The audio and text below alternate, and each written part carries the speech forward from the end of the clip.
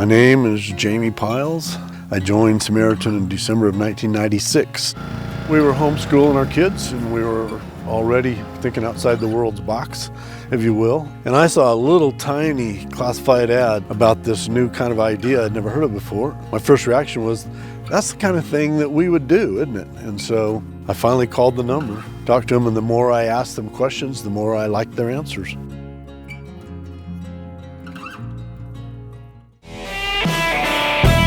I mean, you could have started off playing the right music. What's the right music? This is the right music. You're in Idaho now. Y'all figure it out in a minute here. Y'all, welcome to CrossPolitic on the Fight Laugh Feast Network. Pastor Toby Chalk Knox, I'm the water boy, and it's good.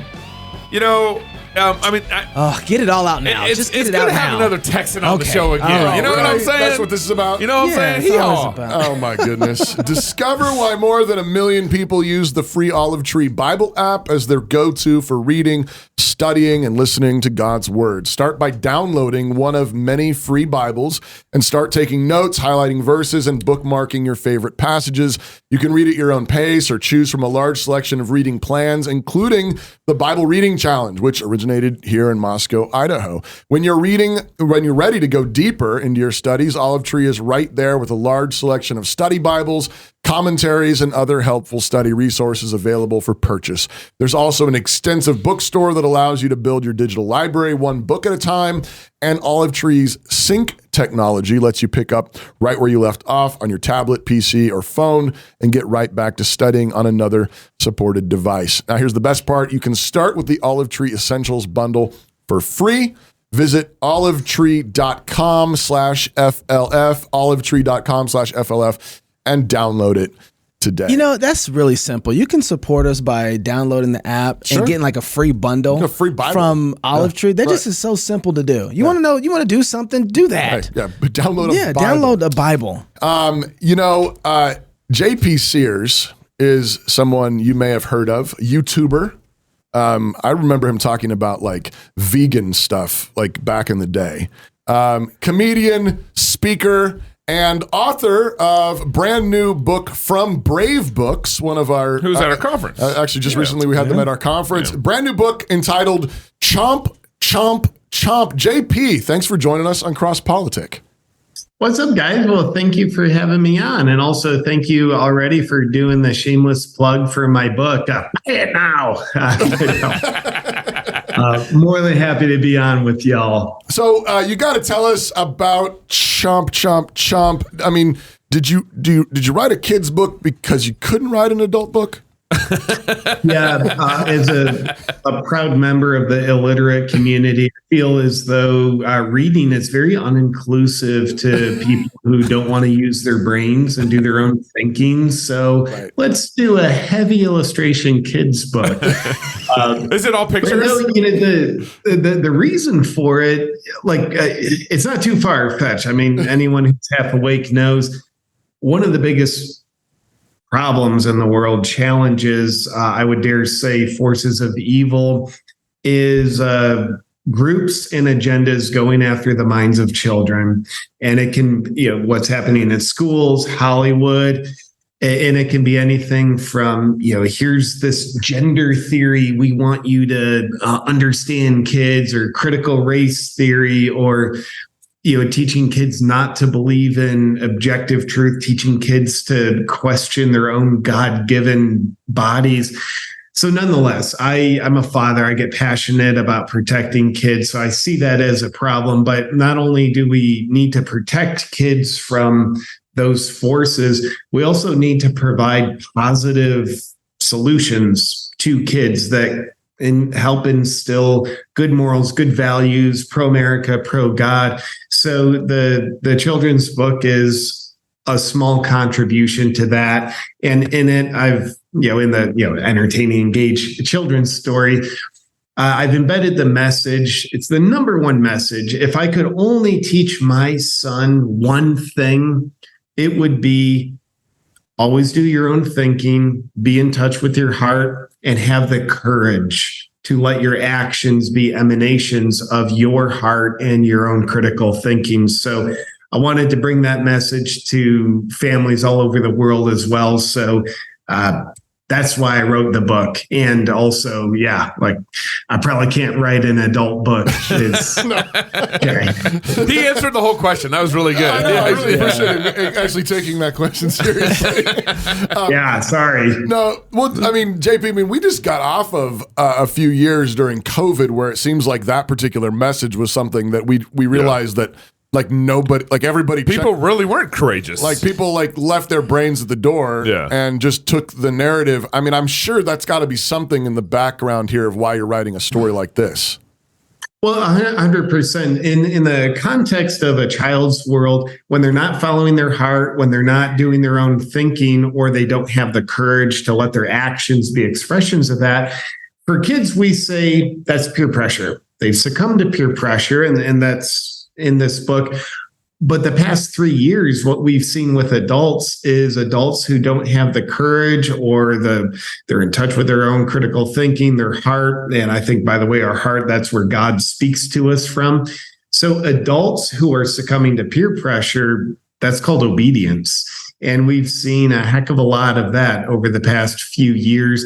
And I'm all about freedom. If someone just wants to be obedient, like, of course they're welcome to.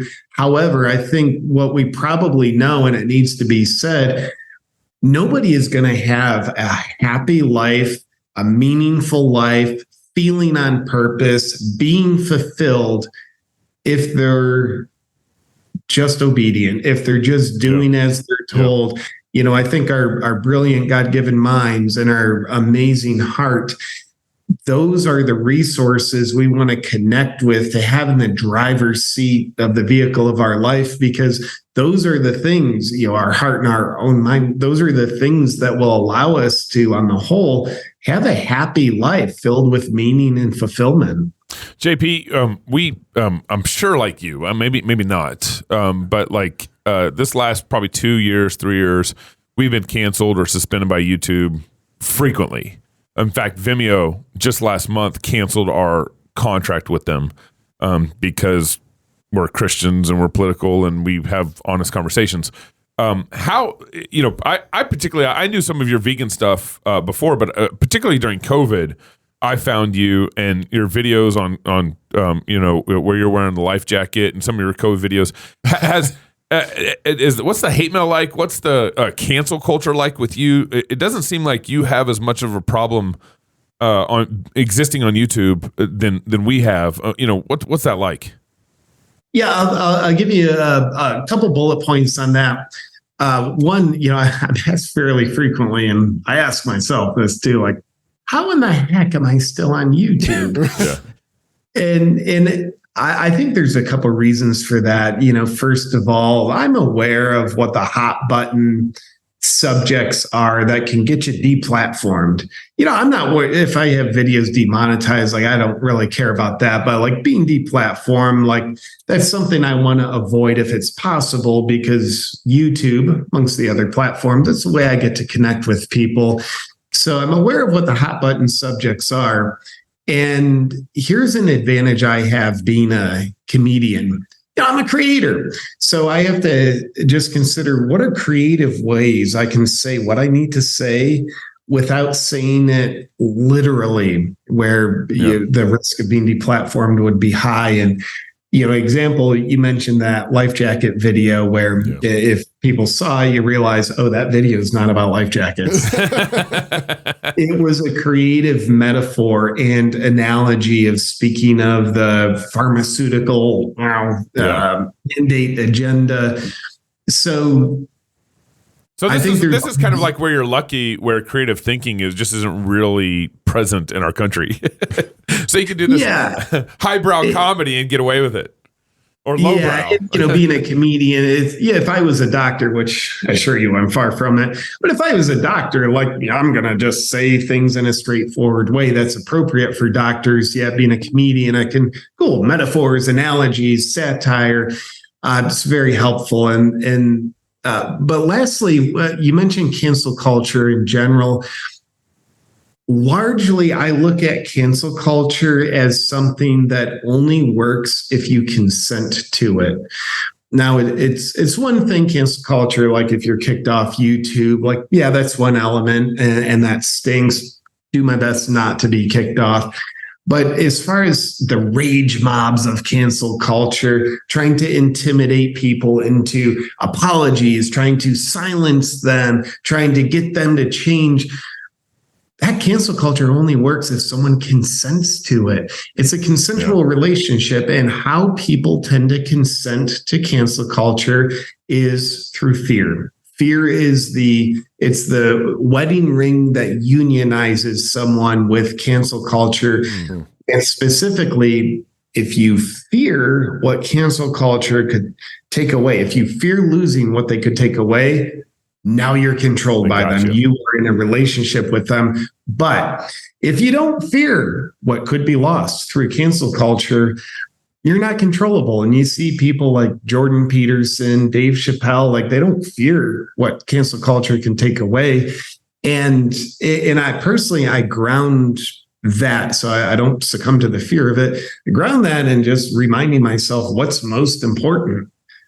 My family, my mission, my friends, human connection, faith, being on purpose. Those are things cancel culture can never take away. But those are the things that really matter. So with that said, I'm grateful that I guess I have this natural immunity to cancel culture. Like, yeah, it comes after me, but it's like it doesn't get me because I don't consent to it. That's really interesting because I was just thinking about, were you practicing that before COVID happened? Because when COVID happened, I remember looking up on YouTube and finding you at some rally hosting it with people who were saying, hey, maybe we shouldn't force vaccines on people. Maybe people should have the right to go and open up their businesses. I just remember you hosting that event. And I'm wondering, like, when did it happen? Because I didn't see a whole lot of people during that time want to be bold, want to stand up, didn't want to really say much, just wanted to be comfortable in the cut. Mainly because they didn't want to get canceled. So when did you start practicing that type of canceled? I mean, let's face it. Your meat vegan video didn't really communicate courage. I don't know. It takes courage to stand up to vegans. It does. It does. And I love the question. I think it's been since about 2016 that I was really aware that we live in a society where some people who unfortunately aren't connected to a great purpose, they find a small sense of purpose by being a connoisseur of outrage. It's the victim mentality where people have gotten very creative with how to be offended about anything. Yeah. And that gives them like, hey, I get a sense of purpose because I make myself the victim of like you like saying something that wasn't actually about me. So back in 2016, I actually made a video called How to Get Offended by Anything. And it was making fun of this phenomenon. And that was, to me, that's the same sort of architecture of present day cancel culture, just in a little bit of a smaller form, same pattern. Obviously today, cancel culture, people being offended and like try to ruin your life because of it, that's amplified. It's more intense, but it's the same pattern that I've been seeing, for, probably close to 10 years. So you've been in the game for a long time. As you look across the social media spectrum, there's two questions here. I kind of want to know what you think is like the best platform for what you do. And I want to know how has social media changed since you got in the game? Yeah, great question. Personally, what I think is the best platform for what I do is Rumble. I love the value of, we do free speech. And man, I am welcome to America. Everything depends on free speech. So a platform that's in alignment with that, it's very important. And I think it's a good contribution to helping protect and preserve our freedom of speech, but also as a creator, it's nice to be able to upload videos without always being under the tyrannical threat of that platform wants to deplatform you. But then, yeah, like how social media has changed. Like, wow, in the past 10 years, it's definitely changed. It's certainly become a lot more political. And, I think there's more divisiveness in social media for sure, but there's also more unity. I mean, there's people sharing great messages, and it's like, man, compared to 20 years ago with no social media, like if you're living in the woods in Kansas and you're having troubles in life, you're wanting to grow and live a better life, man, it's just so easy. You go on social media, you find a couple key inspiring people to follow, and it's like they're kind of, you get a mentor, and it's really a beautiful thing. And I think social media, it's a tool, it's a powerful tool. And I think we're best to be aware that any tool, it can be used constructively or destructively. And I think compared to 10 years ago, we're seeing social media used for more of each. It's more powerfully used destructively, and it's more powerfully used constructively. Kind of depends on who you are and what the user is. And also, like an example of the unfortunate destruction it can take, we see, like the Biden administration, federal agencies instructing social media companies to censor certain Americans. And it's like, well, that is very powerfully destructive. So, man, the power of the tool of social media, I think, is really amplified in the past 10 years. Well, that's really interesting that you said Rumble over X. He's got on YouTube, he's got about 3 million subscribers. On Rumble, he's got about 600,000, 700,000 subscribers. Yeah. And still, at the end of the day, you're saying Rumble. Yeah. That's really interesting, because I think part of what a lot of people are thinking about, like, where's the greatest monetization at? But you're actually thinking, where is the greatest amount of me being able to say what I want to say without having to be limited? Yeah. And why I say, for me, Rumble over X is simply most of my content's in video form, and Rumble being a video platform, X being, yes, they have video, but it's certainly not primarily engineered to be video distribution. I think they're going to make improvements to that. But yeah, to your point, I don't have monetization as my main motivator for what's my most powerful tool, because I earn more money on YouTube right now.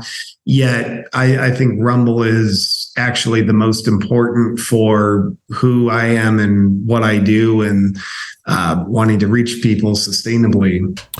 So let me do this ad and then your question. Okay. If you're a fan of CrossPolitic or the Fight Laugh Feast Network, then surely you know we have a merch store, right? Ooh. Rowdy Christian Merch is your one-stop shop for everything CrossPolitic merchandise. We've got T-shirts, hoodies, hats, but we've also got some specialty items like backpacks, mugs, coffee, even AirPod cases, whatever those are. Visit Rowdy Christian Merch at rowdychristian.com and buy that next gift or a little something for yourself. I mean, Christmas is coming. It's coming. Start shopping now. People have been asking me for my Christmas shopping list already. I'm just saying. I know. My wife did. Rowdychristian. I'm like, you get that like December 20th for me. Can we do Thanksgiving at least? All right, guys. Spoken like a true pastor. What's a AirPod case? You know? Well, I don't even know what that is.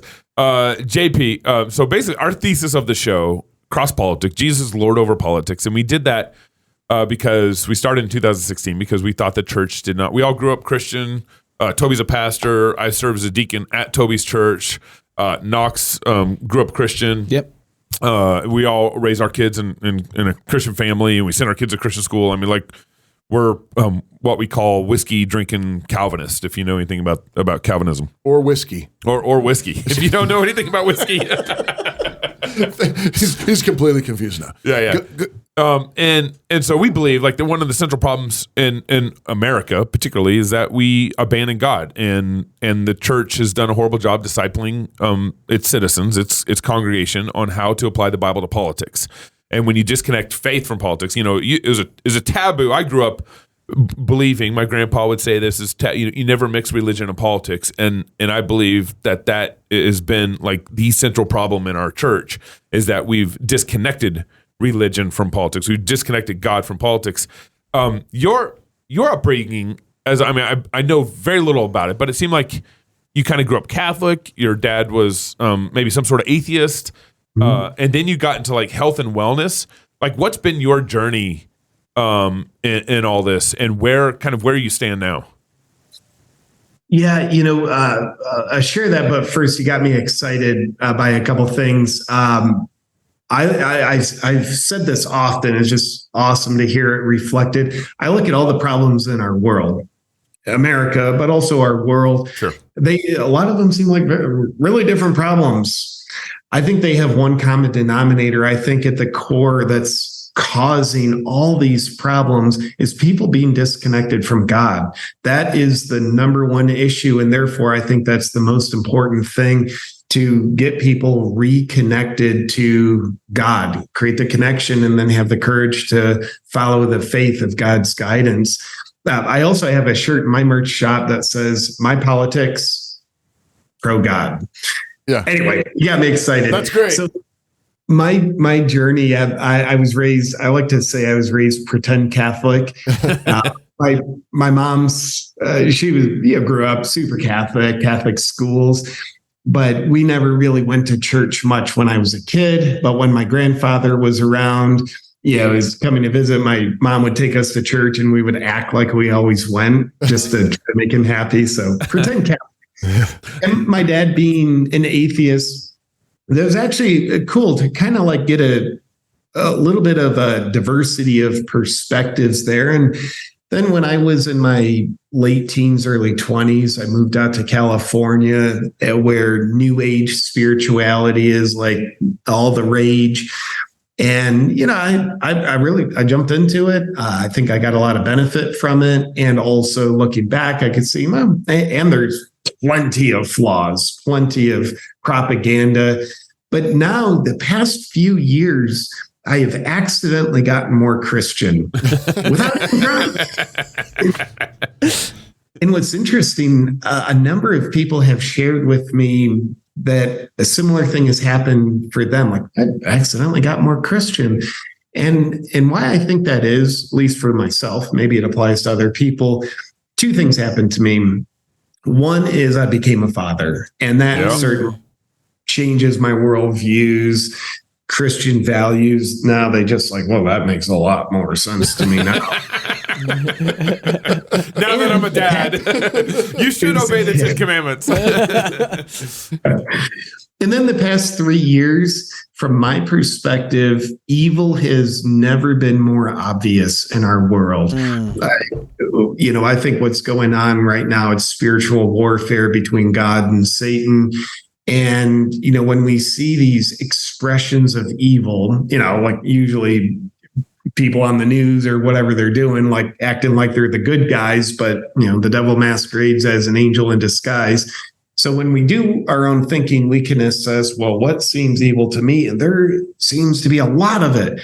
So if you're not willing to do the bidding of the devil, if you're not willing to sell the space where your soul should be to go along with it or promote the evil agendas, then in the presence of evil, you naturally polarize in the opposite direction. And the opposite direction would be God. It's kind of like if someone with terrible body odor walks into the room, you would naturally be polarizing in the opposite direction. That's why I think myself and so many others, without even necessarily really trying, we have really started to lean into God more than we ever have. So, that's the short story of my journey and where I'm at. And I won't pretend to be a perfect Christian, far from it. Yet I'm very grateful that I'm seeing with fresh eyes Christian values. It's making sense to me. And like I said, in our world, the number one solution is we need more connection to God. There's a reason why the first thing communists try to do is they try to get people disconnected from God. Like, there's a reason for that. Yeah. So I think for freedom, America, and just happy, beautiful lives, we need the opposite. We need more connection to God. That's really good, man. I was just wondering, as you were talking, what are you reading right now? Yeah, thank you for assuming that I know how to read. Well, you wrote a You book. wrote a book. You wrote a book. That was, unless you got a ghostwriter, what's your ghostwriter reading? Yeah, he's a haunting ghostwriter. Yeah, actually, I just started a new book. And the book, I mean, it's several decades old at least, but it's called The 6 Pillars of Self-Esteem by Nathaniel Branden. Huh. I haven't heard that one. No, I haven't Okay. either. Yeah. That's fantastic. Well, tell everybody where they can get your book from. Yeah, if you'd like to check it out, again, it's called Chomp, Chomp, Chomp. You can get it directly at bravebooks.com. You know, it's funny, as you were talking about this earlier, and we had passed it, so I didn't bring it up, but the more and more, are you familiar with Bluey at all? Bluey, that sounds familiar, but basically no. It's a kids show, and basically the Australian government said, we have horrible people in our government, and mainly men and parents. And so what we need to do is we need to create a TV show for the kids so that we can get children that grow up and love being good parents and love their families and disciple the parents on what it looks like to be good parents. And so Bluey has blown up. It's one of the most popular kids shows out there. Is it like recently started in Australia? A couple years ago. Interesting. 3 or 4 years ago. Our next guest is actually from Australia. Yeah, We should ask about that. and he but anyway, they did this, and this whole project, everybody's looking at it, and even in America, people are looking and saying, I wish I was like Bluey's dad, right? Because he's such a great dad. And so while I know you wrote this for kids, all the principles are here. It seems like a lot of adults need to be reading it as much as the children as well. So thank you very much for coming on Cross Politics, sir. Appreciate you. Oh, heck yeah. Y'all are gentlemen and scholars, and I really appreciate you having me on. I'm very grateful to be able to just connect and meet amazing dudes such as yourself. So thank you for having me on, guys. We're clipping that. That's going to go on a clip. Man from Texas. Yeah, now I'll be on the blacklist of AFC or whatever. Those extremists. Yeah, they drink whiskey. If you're single, get married. If you're married, have you some kids. And if you have kids, go baptize them. Until tomorrow, love God with all your heart, soul, mind, and strength. Love your neighbor as yourself. Go fight, laugh, and feast. This is Cross Politics. When I grow up, I want to work for a woke company, like super woke. When I grow up, I want to be hired based on what I look like rather than my skills. I want to be judged by my political beliefs. I want to get promoted based on my chromosomes. When I grow up, I want to be offended by my coworkers and walk around the office on eggshells and have my words policed by HR. Words like grandfather, peanut gallery, long time no see, no can do. When I grow up, I want to be obsessed with emotional safety and do workplace sensitivity training all day long. When I grow up, I want to climb the corporate ladder just by following the crowd. I want to be a conformist. I want to weaponize my pronouns. What are pronouns? It's time to grow up and get back to work. Introducing the #1 woke-free job board in America, redballoon.work.